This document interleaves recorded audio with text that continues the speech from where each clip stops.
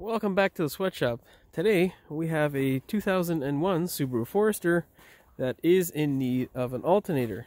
It is currently -6 outside, and in case you are not from the Toronto region, we just had about 20 odd centimeters of snow.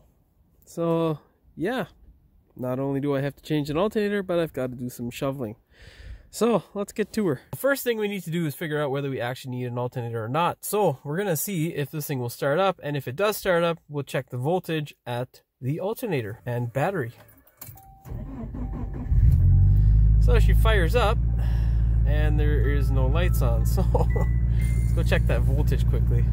Here's a tip: if you don't want to shovel the snow and you have a four-wheel drive vehicle, you can use your four-wheel drive vehicle as a bit of a plow, only if the snow is soft. If it's not soft, well, good luck. So in case you're wondering how to test the voltage at the battery, you just take your multimeter, hook it up on the positive side. Remember, red is positive, black is negative, and then you go to your multimeter, and when it says anything over 14.2, 14.3 to me is too high. In this case, that says 15.6, so we definitely need an alternator. So let's swap this thing out. The good thing is it's not undercharging, so I won't have to boost this battery. To get this alternator off, you're going to need to take that 10mm bolt off there, this one here, loosen that guy there, and then you're going to loosen this one here. Once you get that done, there'll be a 12mm bolt underneath here.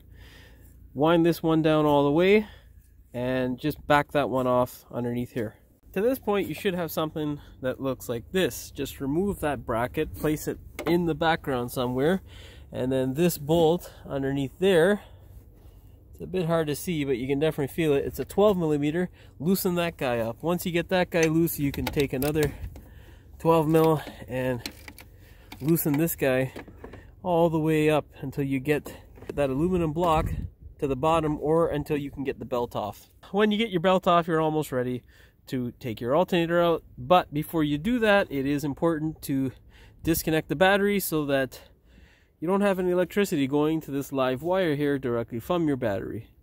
Once you go ahead and disconnect your battery, you also have your plug to your alternator that you have to disconnect. Just a flathead screwdriver will help you in getting that thing off. Then take your 12mm, pull this guy all the way out.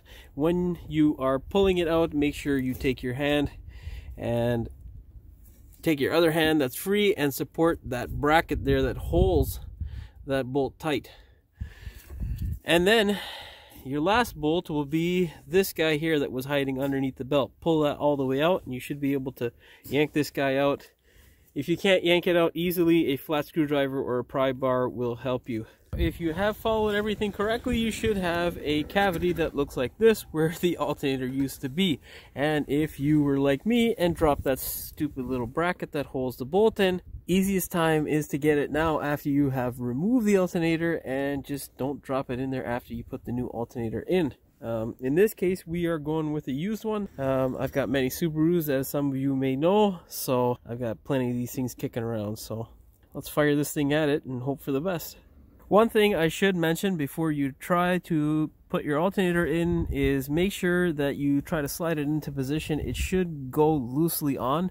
This steel pin here basically holds it snug once you tighten down the bolt, and if it is already snug, it'll be a real pain for you to get on. So what you want to do is support that in the back with any kind of socket or something that is bigger than this pin but not bigger than this ear of the alternator, and then just take a punch and smash it lightly. Don't be overly aggressive, because if you break the ear on the alternator, you'll need another alternator.